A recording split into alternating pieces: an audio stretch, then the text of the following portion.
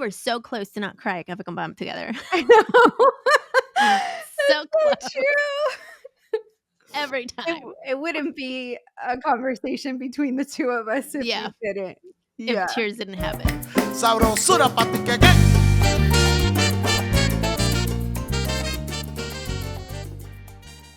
Hola, hola. Welcome back to Cafe Con Pam, where we share our stories over cafecito. Yo soy Pam, and we bring you historias from first-generation Latinas and people of the global majority doing amazing things.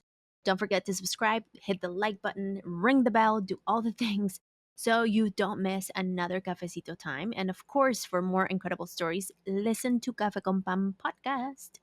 El día de hoy, we have a conversation with Linda Garcia. Representative Linda Garcia has 17 years of experience in the TV and film industry, helping to build programming for the U.S. Hispanic market at Azteca, Netflix, and Lionsgate. She also founded In Luz We Trust, a company dedicated to restructure negative generational money beliefs to create a positive experience through investing. She recently engaged in a deal with Wells Fargo and People's Self-Help Housing to educate USDA farm worker households for a financial literacy program. Representative Garcia is a published author of the book Wealth Warrior: 8 Steps for Communities of Color to Conquer the Stock Market. Wealth Warrior received a bronze medal for Best Self-Transformation Book and a silver medal for Best Business. Representative Garcia's work has been featured all over the place on Yahoo Finance, Univision, People en Español, Bloomberg, CNBC, Dallas Morning News, Chicago Tribune, Forbes, Parents Latina, and was a contributor to Time's Next Advisor. Representative Linda Garcia and her achievements have earned her recognition from Latino Leaders Magazine and the City of LA. She also hosts a weekly podcast, Todavía Tiene Tiempo, Investies, where she makes complex economic topics accessible and actionable for a broad audience. Listeners, this is the third time we have Linda Garcia at Cafe Con Pam, this time as Representative Linda Garcia, which I'm so proud of, and it's so amazing to have her back. And I think if you listen to anything, listen to this episode, especially now, because we talked about from what Democrat state representatives did recently. I don't know when you're listening to this, but when the Democratic representatives left the Texas House chamber to break quorum, to now what is happening? What is next? We broke down some of the terms that we hear being thrown around everywhere, and I also shared with Linda how I realized that I don't know a lot of the terms. I don't know what a lot of these terms mean. And in my quest of prepping for this interview, but also figuring out, getting all this mail in my case, because I live in California, I got into this digging of what are these concepts and where do they even come from? And so we broke some of those things down. I think this episode was supposed to be 30 minutes. We went a full hour because there's so much that you need to know and so much that's important for us to stay aware of, and so many things that we can't just let them fall through the cracks because they matter to us, to our futures, to our present. And so I'm not going to elongate this any longer. Here is my conversation with Texas State Representative Linda Garcia. Representative Linda Garcia, welcome back to Cafe Con Pam. How are you? Oh my goodness. I'm doing good, Bambaso. How are you? I am well. Can I call you Linda? Can I still call you Bambaso? Of course. Of course. But that's of just course. 2 people in the world that can do that, listeners. Yes. Don't.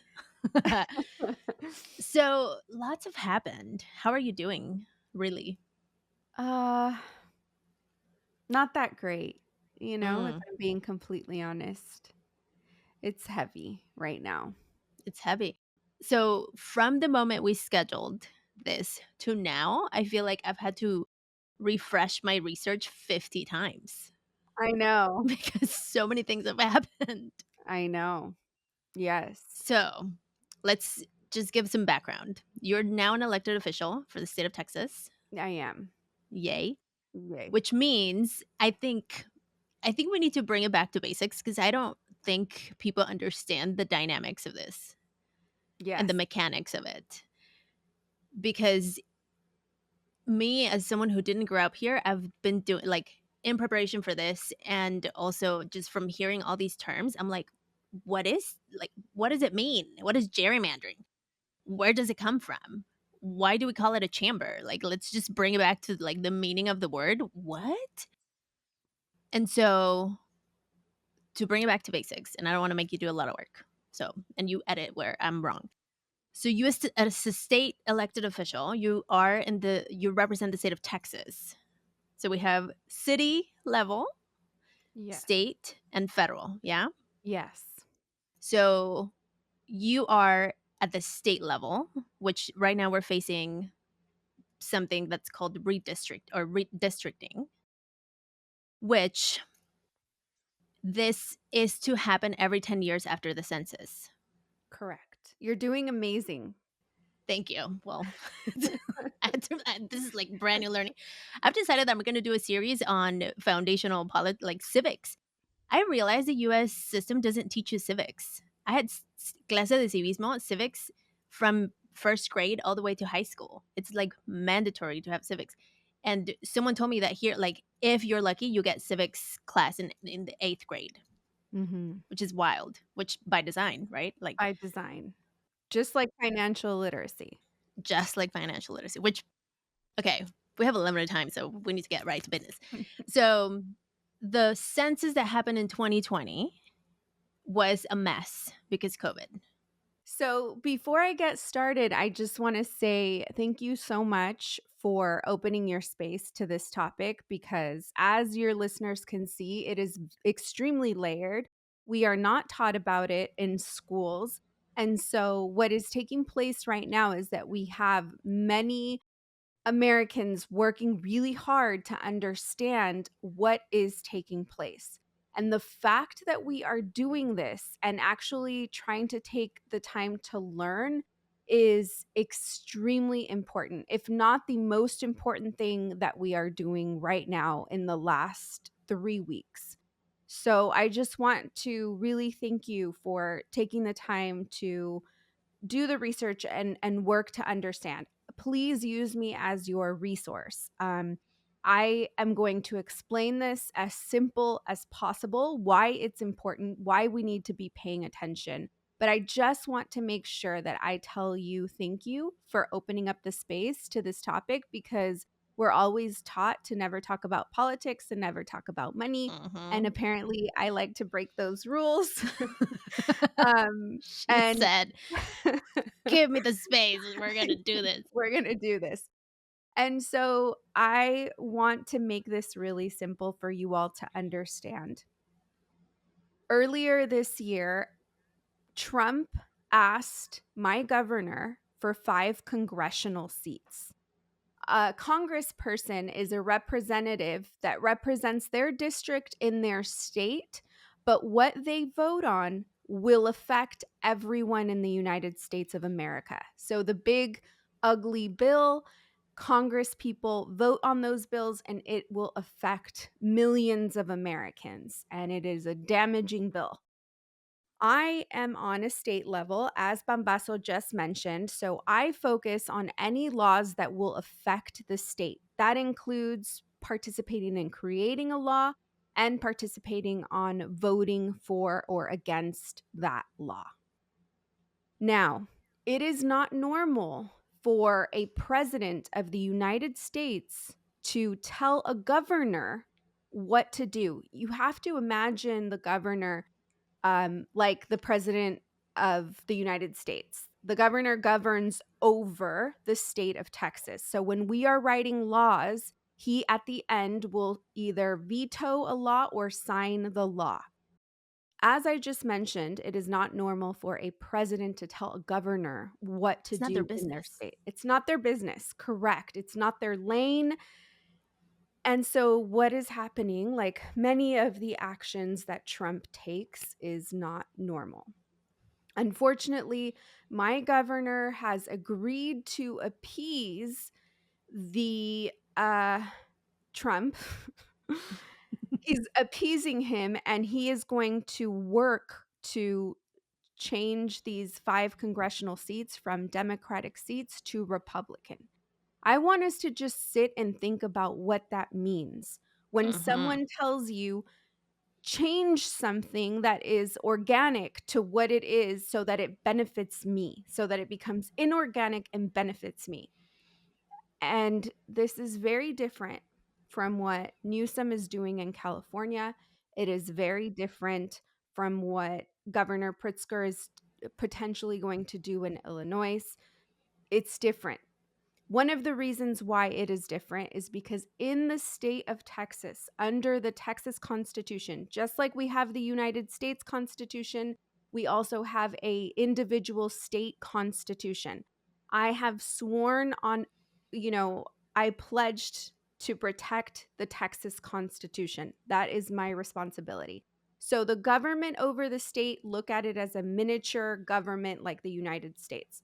In our Texas Constitution, it says that a midterm redistricting is unconstitutional because we are supposed to be following the census, as you accurately mentioned earlier. Once the census is created, then we create the districts. Mm-hmm. Why do we do this? We want to ensure that the population is accurately represented. In the last several years, Texas has exploded, and 90% of its growth has come from Black and Brown communities. Latinos here in the state of Texas are the majority. We are the first state in the United States where Latinos are the majority. Mm-hmm. We also have the largest Black population. It's not that we have the largest Latino population. It's that we are the majority of the population. California has the largest Latino population. We have the second largest Latino population. And then we hold the largest Black population in the country as well. So we are a minority led state. Mm. Unfortunately, our current maps that we are currently working under have already been gerrymandered in 2021. Okay, let me pause you for a sec. Yes. So when we talk about the districts, a district, like you said, represents who is within that district. Yes. This is why it's based on the census. So depending on what the census results say, a neighborhood could change every 10 years depending on how that grows and not like how small businesses evolve, close, open, et cetera, et cetera. And so that's why you're bringing up the population and why this is important, because the goal is and the intention is that each district, as it's divided in the maps, the representative that represents that district accurately represents that population. So it's like micropopulations, correct? Correct. And Exactly correct. gerrymandering means Yes. So gerrymandering is when you are not accurately depicting that population. So in a fair map, we can imagine, I have Texas right here, and you can imagine circles in big cities. Like here is Dallas and Houston and San Antonio and Austin.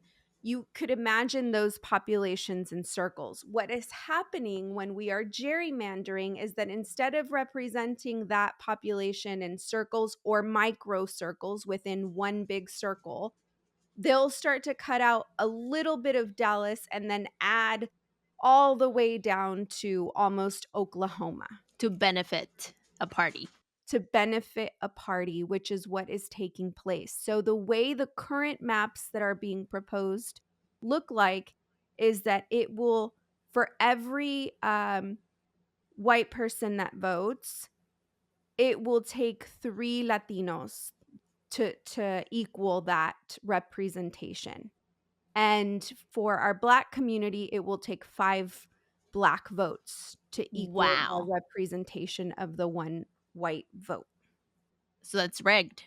It's rigged, and it is going to be controlled by people in rural areas outside of the cities that do not have the same. Needs. Yes, they have completely different issues. And so part of the reasons that we have, representation is that so that the person that lives in rural Texas has someone from that neighborhood, from that location that can advocate for the rural cities. And then you have someone in the major cities that advocates for someone in those major cities with those same issues. What happens when you have someone in rural Texas representing someone in Dallas, Houston, or San Antonio? You have a conflict of interest and you are no longer being represented. And when we look at the body of of even just Texas representatives, me and my colleagues, we are not accurately depicted. The majority of my colleagues are old white men that have Yes. been in power for years. So 47 talked to Abbott and was like, we need to change the maps mid the 10 years because the census is 2020, 2030. So we're halfway through, which is unconstitutional, like you said.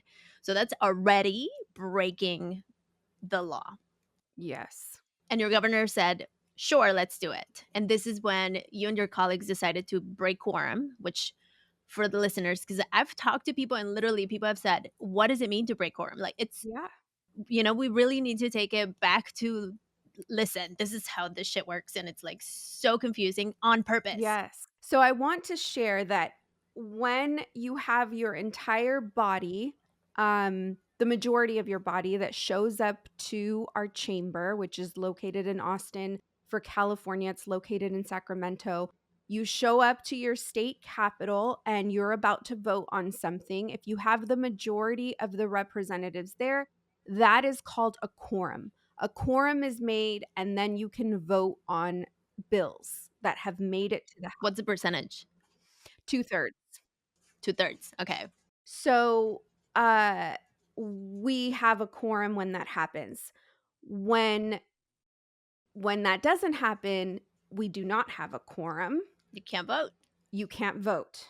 And so this is a tool. I want people to understand this very clearly as well. It is not illegal to break quorum. Breaking quorum is also in the Constitution. It is in the United States Constitution. One of the first people to use this tool, maybe not the first, but a famous first, or early, I guess you could say, is President Abraham Lincoln. When he was a senator, he jumped out of a window in order to break quorum so that he wouldn't vote. I don't know what law it was. I should know, but I don't. But he jumped out of the window to not make quorum for a bill that he felt would endanger his constituents. And that is the nuclear button that we all have access to in order to not vote on something Legally. legally, not illegally. This is a legal tool that is used in the event that we have something that is extremely dangerous. So you and your colleagues got together and you were like, okay, we're about to vote on this redistricting thing. Yes. And because it's wrong, it's already wrong to have to do it midterm, meaning between the 10 years. So the next redistricting should happen after the census in 2030. Correct. So you got together and you were like, we're not going to do this. We were like, we're going to break quorum. Currently, we have Congress people breaking quorum so that they don't have to vote on the Epstein files. Okay. Yes. This is Republicans. how legal Republicans. This is how legal this is, that they have shut down in order to not make quorum and vote on something. Okay. Just so that we fully understand. So we are the minority party here in Texas, and we know that we cannot beat our Republican colleagues. But what we can do is try to break quorum, which is what we executed, which was not an easy decision for a lot of our members to make. We have to pay $500 fines out of our pockets a day, okay, a day. And we have to try and hold not breaking quorum, not having members going back to the Capitol. We were successfully able to kill the first session, which is a whole other thing within itself. We have special sessions. Typically, special sessions are called in order to address an emergency. Well, Governor Abbott thought that redistricting and getting 5 congressional seats for Trump was an emergency. And so that's what he called the session for, which is enraging, right? And Mm-hmm. so we broke the quorum. We killed the first special session, but Governor Abbott called for a second special session. And we had some members that really wanted to come back and make the quorum. Part of the reason for this is because in order for us to actually be able to kill the maps without a quorum, we would have to be out until May of 2026. Oh my Yeah, gosh. exactly. And paying $500 every day? That would cost us about $136,000 each. Oh my. Where does that money go to? It goes to the house. We're actually demanding to see where exactly it goes to. We're asking for a breakdown For sure. currently, our lawyers as we speak. And so we have incurred this fine, right? We just got hit with a letter. We've incurred fines somewhere at around almost $10,000 each. And so this would have continued. So a lot of people may be upset or not understand, why did they go back? Why did they make quorum? Well, we were taking everything day by day, but it is important for people to understand that if we would not have broken quorum, Bambaso, you and I right now would not be talking about this and raising awareness about it. I wouldn't have been on CNN. I wouldn't have been on all the media that we've received, not just me, but all of my colleagues collectively. We would not have been able to amplify this messaging. It also put pressure on California. It put pressure on other Democratic states to help us fight Trump back. And me and my colleagues, as we mentioned earlier, we only have jurisdiction over our state. We don't have power in other states, and we certainly don't have power over Trump.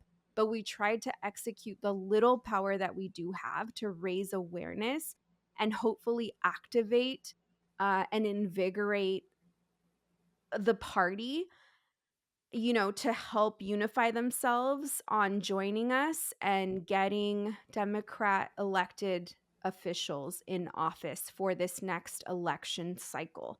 We have the majority of Texas families against this gerrymandering. It's not a Republican versus Democrat issue. Wow. Across the board, Republicans and Democrats are extremely upset. 99% of the people that came to our hearings, which was thousands of people that took time out of their day to come and testify, are against redistricting. Thank you for your bravery, because you went through, like, that wasn't just we're going to break quorum. You left the state, you received threats.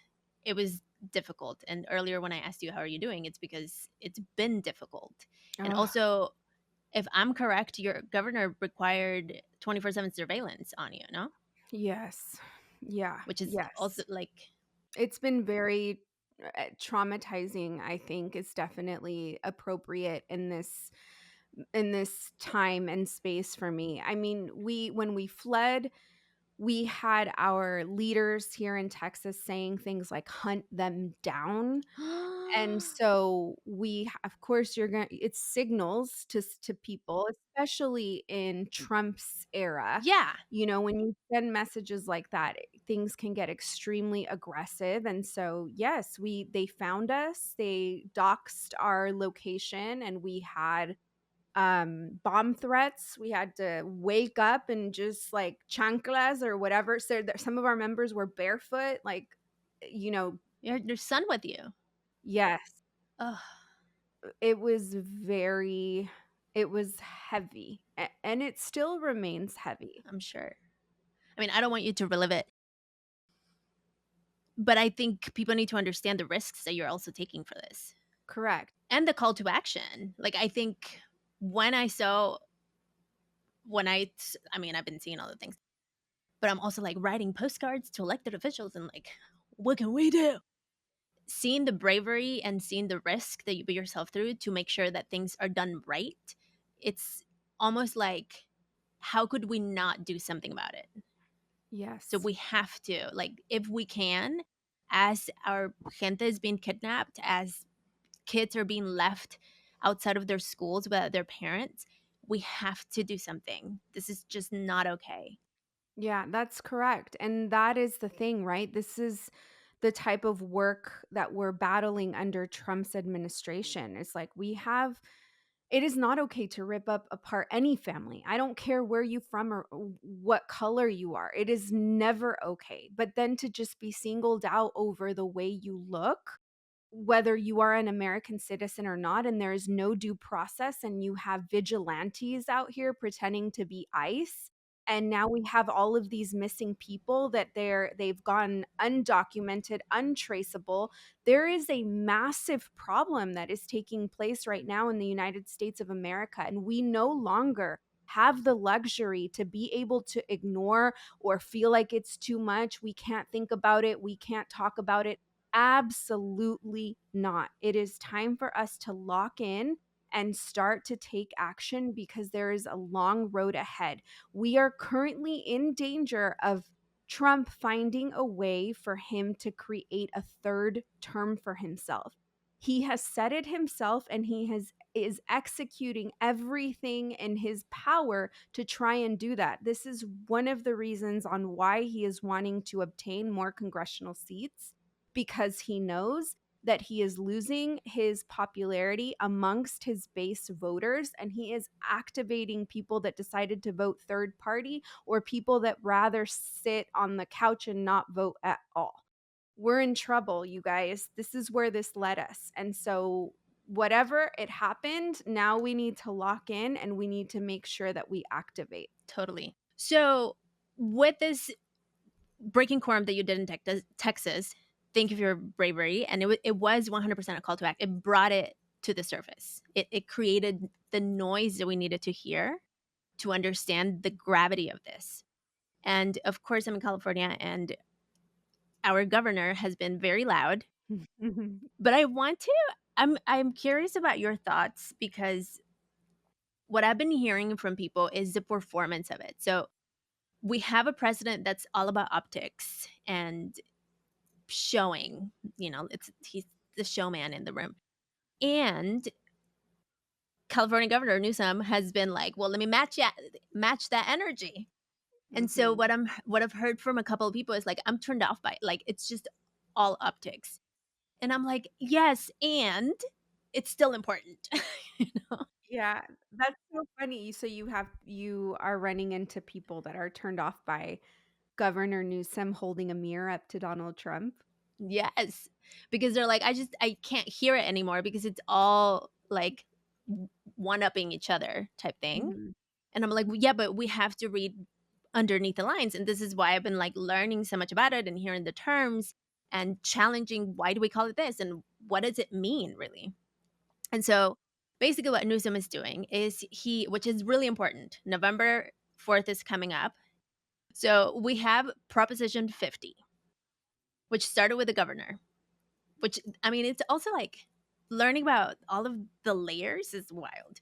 So governor says, let me introduce Prop 50. Then it goes to the California Assembly, which is the lower chamber, about 80 members, Mhm. who said, let's talk about this. How does it affect the people? Blah, blah, blah. They voted 57-20, which means that it advanced Prop 50 to the state Senate. And the state Senate is the upper chamber of 40 members.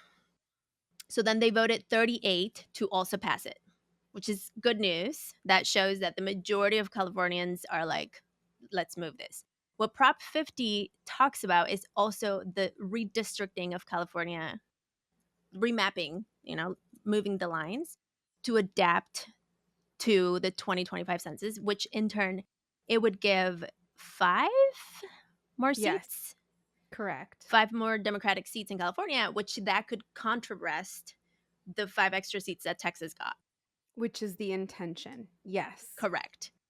And so now the government of California operates different from the government of Texas, Mm-hmm. which means that voters have to vote on this. So now that it made it to the ballot, November 4th, we have to show up and vote for this, Correct. which in Texas, it's different. In Texas, it's different. See, there's several things about California that are different that we would like to see implemented across each individual state across the United States. In California, you all have a commission that is not elected officials, it is not politicians that are drawing these districts. In Texas, we have elected officials drawing up these maps. So essentially, Someone like you. yes, exactly. So essentially, elected officials are choosing their voters versus voters choosing their districts and that reflect their needs and issues in their district. The commission puts this together and then the people vote for it. It is not left to elected officials. In Texas, unfortunately, it is left to elected officials all the way around. So what Governor Newsom is doing is he's enacting a trigger. If, in fact, our maps pass all the way, we're also going to sue to try and block these maps from happening. But if ours successfully move all the way, then Governor Newsom has enacted a trigger, which will then enact his maps all the way. As Pam just said, they first have to be voted on by the people, which we are all relatively confident that you all are going to execute that. But just because we're confident doesn't mean you can sit out the vote.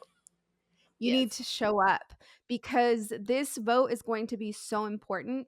Everyone is going to be watching, not just because to see if it passes or not. I think we're confident that it's going to pass, but because we want to see how much of you show up. Mm. This is going to be a very big indicator on how, if there is an uprising, if there are people that are willing to stop their day to actually be civically engaged on the issues that are taking place across America.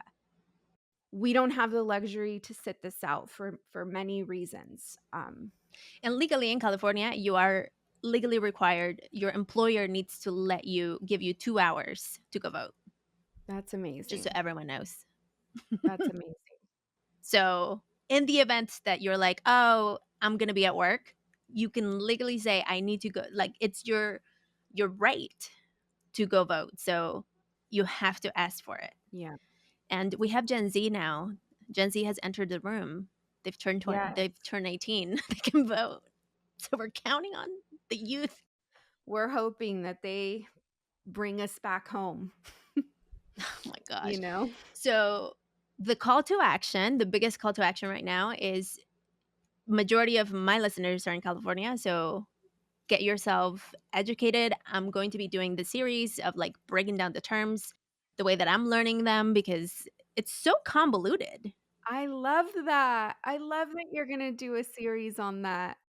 I assume that people know because I didn't grow up here, right? So I assume like you just know because you were born and raised here. And when I'm asking people, like even simple, like, did you know that gerrymandering comes from Jerry and salamander? Mm-hmm. And people are like, what? What do you mean? And so even like the basic, just like when we started, we broke it down from like the very basic things because people don't realize how much it affects you. Even the things that are happening in Texas and you're like, well, I live in California. Like you said, all of it is combined. Yes, because you have to remember that what I am voting on are congressional districts. So these are your AOCs, your Jasmine Crockett's. These are Congress people, and the Congress people get to decide what impacts you. You don't have to be living in Texas. They are a body of voters, and they vote on what impacts the United States of America. So this is why Our efforts have received national attention. We are also one of the few that have stood up to Trump. We haven't And for being in Texas is big. it's big. Yes, exactly. Okay, so big call to action. Yes. Learn more. Hmm. Get your voter registration if you haven't. I don't know if it's late. I don't know about that one. But November is coming up. And so Governor Newsom is already sending a lot of emails. I'm getting so many, like 3 emails a day. And what's important is for people to understand Proposition 50 because it affects who speaks for you in Congress, like you just said. Mainly, it will affect Latino immigrant and working class districts, which also, little note, I realized that Trump wanted to remove or to add immigration, to add citizenship status to the census as a question, which by design, that would remove a lot of people from wanting to answer census questions. Right. And so, which means that when people don't answer census questions, then they won't be counted. Therefore, would become invisible, Yeah. which is Yes, what they want. unfortunately. Yes, it is what they want. If this isn't clear to you now, I don't know what is clear. Already there's alligator Alcatraz. People want to see all of us eaten by alligators, not just people that are breaking the law, I mean, if it is not clear that there is legit racism currently taking place, I don't know how else to say. Hmm. And another thing that I saw, which this is where I want to invite people to bring in their critical thinking because I saw some. I didn't read the article, and I don't remember the source, but they were talking about how Obama wanted redistrict or was against, I think, and Arnold Schwarzenegger was pro. But then, like, we need to understand why this happens. And so we can't just base it off like so and so said it was wrong and then just assume, and I think that's why it's important to explore further. Yeah, I mean, there was a law that Congress folks put into place to stop this from happening ever again. And all of the Democrats voted in favor of stopping this, and not one Republican voted in favor. They all voted against it. And so that law was removed. And this is where we are left with now. I mean, mostly in Democratic states, you have, again, the commission um, where it is not the elected officials deciding who their voters are, where it is a separate entity. And so this is very reflective. The other thing is, as I was mentioning earlier on the numbers for Texas and how we are the majority, like I mentioned before, our maps are already heavily rigged, and so now we're adding another layer on top of this. We are not represented in the state of Texas. People think that the state of Texas is a deep red state. No, we have maps that have broken our communities up and have strengthened those in power, including the Republican Party, including racist people hiding under the guise of the Republican Party. And it's extremely dangerous. And do not think this cannot happen in your state. Like, it can. This is not just for California and Texas, every state. Yeah. Look into how your state works and definitely take action. Absolutely. We just got breaking news yesterday that he's trying to do the same what he's going to do here in Missouri, and it sounds like Missouri is going to comply. Oh, So now we need another state to help wash that change. He is now seeking 100 seats. When he wanted to seek 5 from Texas, his goal publicly now is 100 more congressional seats, going from Democratic to Republican, you guys. This is blatant cheating.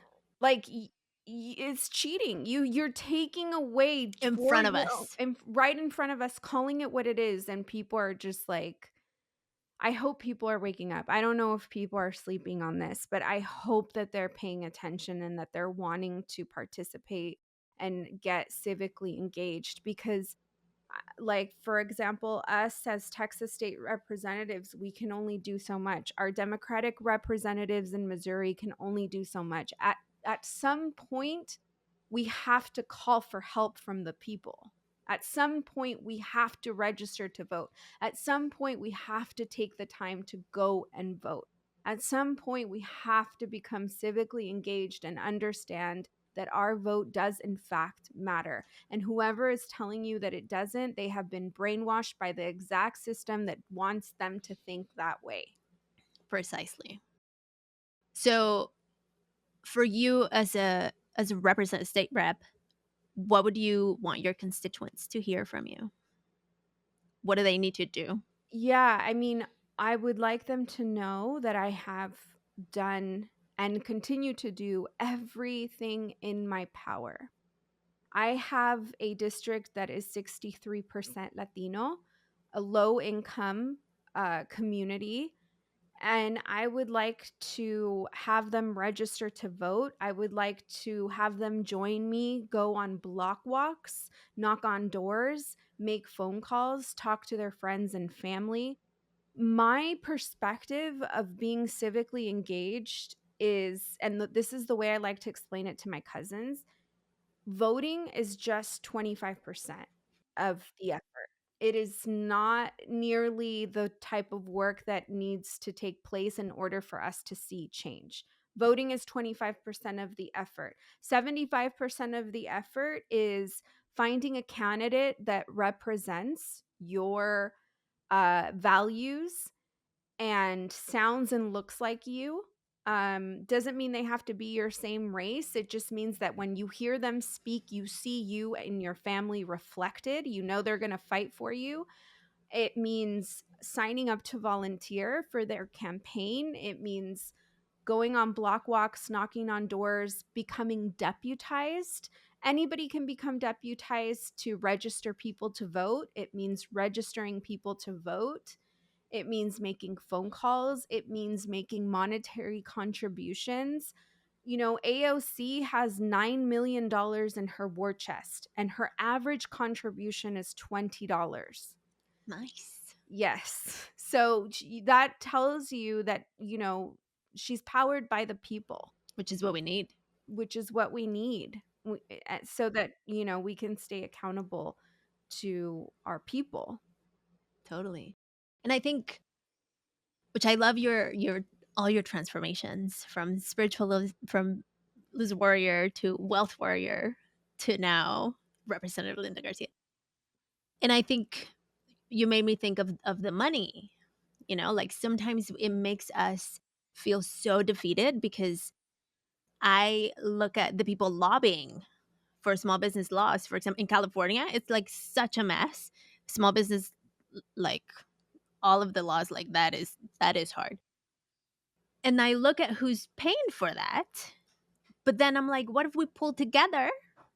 That's right. Like the $20, because it takes, it's about the quantity of Mhm. us that can, because there's more of us. That's right. We may not have all the wealth together, but there's more of us that together we can, it's power in numbers. That's right. Yes, absolutely. Absolutely. There is power in numbers. Also, I think people need to get with their like immediate circle. Sometimes we also think that, like, I'm hearing so much sadness and como que la gente está desconectada, ¿no? Así como que ya no sé ni para dónde, Mhm. because like children on the other side of the world are dying, there's genocide happening, families are being, like, and I think one reminder is that we can't save the world, Mhm. but we can start with our community. Yeah. And part of that community is voting for your representatives, voting for your congress people. It's not just about voting for the president. Yes. And so these midterm elections, your smaller elections that take place within, the 4-year big presidential cycle, the smaller ones are the most important ones to actually show up for and help with in any capacity that you can. If it's with money, then with money. If it's not with money, then with power of making phone calls for them or block walking. Totally. And I think people can invite their primas and be like, okay, let's have a little pod together and we can talk about what's happening and discuss it. And you do some research and I do some research. And then we talk about it because we also don't need to isolate ourselves. We already are people of community. We're already like, we're getting together for the carne asada on Sunday. Let's make it actually worth it, you know? Yes, absolutely. Yes. Yes. Ugh, it's a lot. It is a lot. So I don't know. I don't know if I want to ask what's next for you, but Oh my what's god. coming? Well, we came back to Texas. We left Illinois. We came back. And then we voted on the maps. Of course, we lost because we don't have the numbers. It was very hard to move through that process. Just looking at, our Republican colleagues and the cheering of passing the maps, knowing that they're disenfranchising Black and brown voices, just looking at the body on the floor that is Mm, not reflective of the state of Texas and what the state of Texas looks like. And the insensitive comments like racism is stale, stop talking about it. It's it is heavy. It is it's hard on my heart as a human. totally. And I'm just a girl, I would love to just do something else instead of being inside that chamber when it gets difficult. But the fact is that if I'm not in there representing, then who is going to help participate in the representation? Mhm. I either way, I wouldn't, my heart wouldn't let me. I feel like I have to continue to participate and at least come back to places that feel like home, your podcast, and just try to raise awareness of what is currently taking place and help educate and pull back the curtain on some of the things that we have felt so far away from us, or like we're powerless and there's nothing we can do. I'm here to tell you that you can do so much, and that for years they have been tricking us into thinking that there's nothing we can do and that we shouldn't be paying attention because it's too complicated, it's stressful, it's don't worry about it. And we need to change that narrative. We do.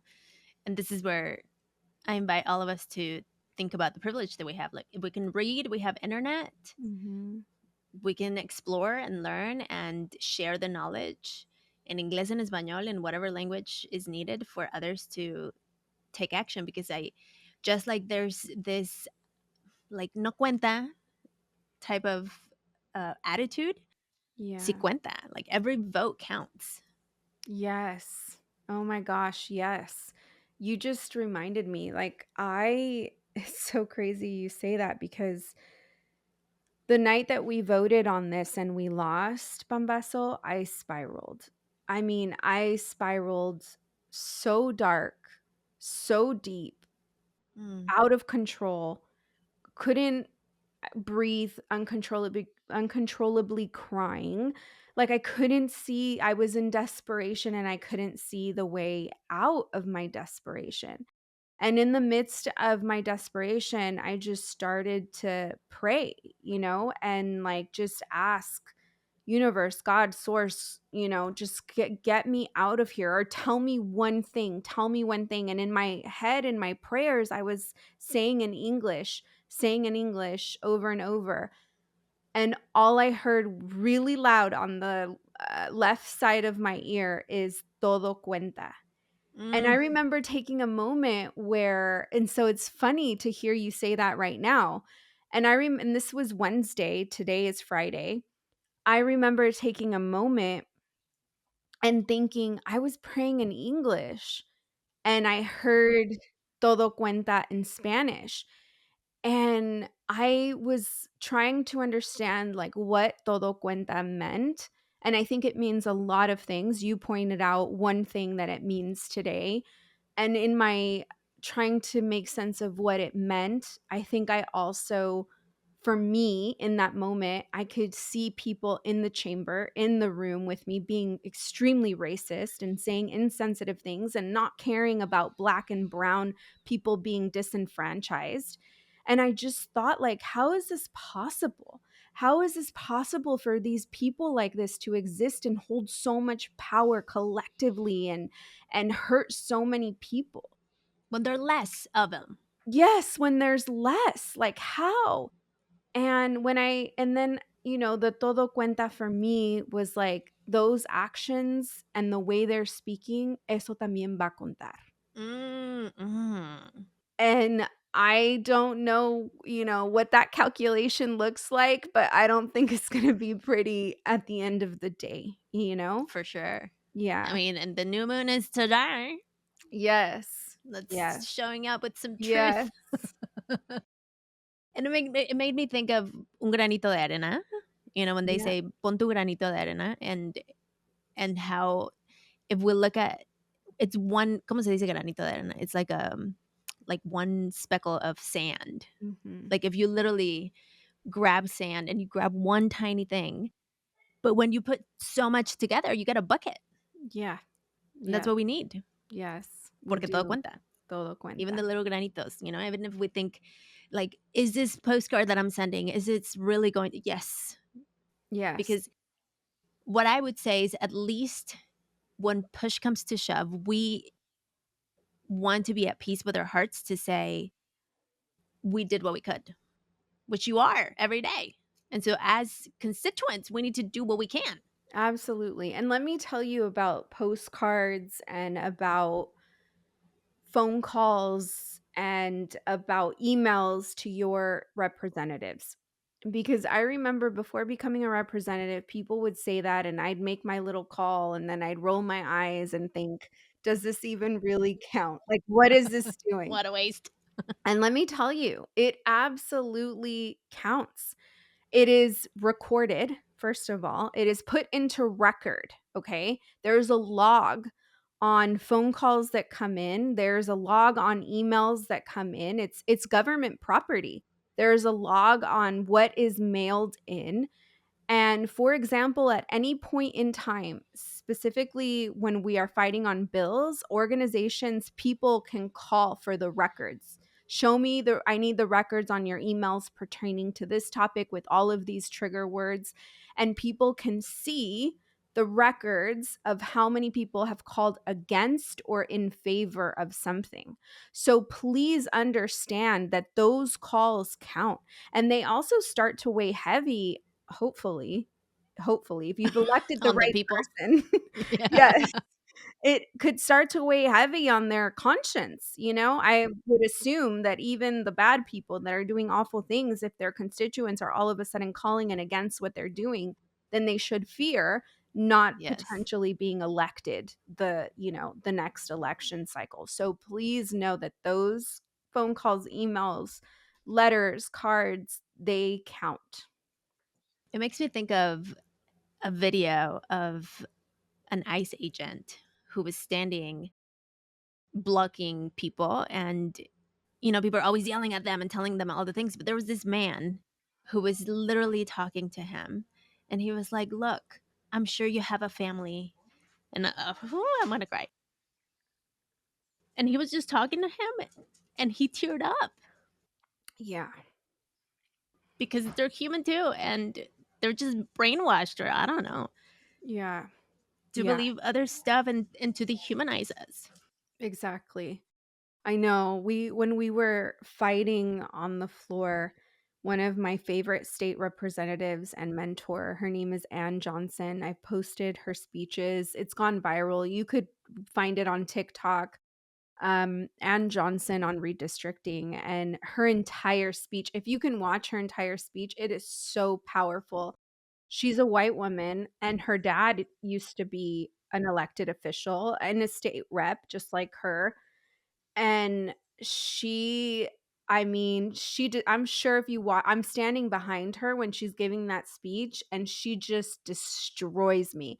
Like, I start to cry in the middle of her speech. She's looking, you can see in the camera, she's looking right where all of the Republicans sit, and she's yelling at them. She's like, as a white woman, daughter of a powerful man, an elected official, you don't want to listen to them. Listen to me. Wow. And she just ripped them up. I mean, she ripped them up, and it was so empowering to see someone that comes from them to stand up for us. And Yeah. they were all looking, and one of them was shaking his head, and she stops her speech and say, "What are you shaking your head for?" Like, she and you could see the man, like, we all turned to look at him, and you could just see him, like, for the first time, I saw shame in him. Wow. Like, I could see him, like, recoiling, you know, and I was like, it's can you imagine being in a room fighting with MAGA elected officials, Ugh, Pambazo? I can't imagine.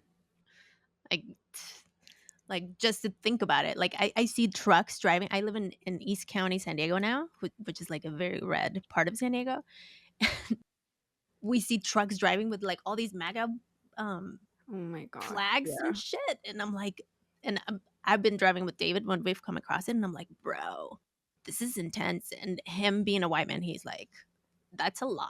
Like, Yeah. for them to just be blatantly like out there. So I can't imagine sharing space. It's heavy. It is really, really heavy, and just to be, like, completely genuine, I don't know.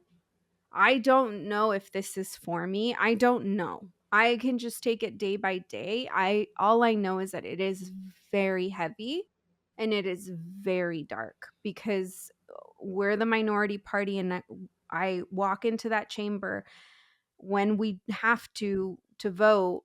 I walk in to get my ass kicked every day, Mm, and to hear their statements and their speeches and their it is it's not easy.